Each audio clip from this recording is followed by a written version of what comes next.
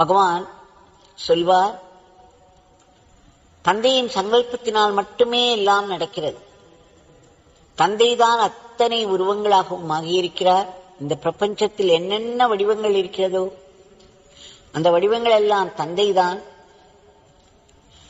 அவர்களுக்குள்ளே அகங்காரம் என்ற மாயையை போட்டு அதன் வழியே இயக்கி வருபவரும் என் தந்தைதான். மகாத்மாக்களிடம், கடவுளோடு ஒன்றிய பெரிய ஆத்மாக்கள் இறைவன் நேரடியாக அவர்கள் மூலம் செயல்படுத்துவார். அறியாமையில் துவண்டு கிடக்கும் மற்ற ஜீவராசிகளுக்கெல்லாம் அவர்கள் உள்ளே இருக்கக்கூடிய அகங்காரம் என்ற மாயையின் மூலம் வேலை செய்வார்.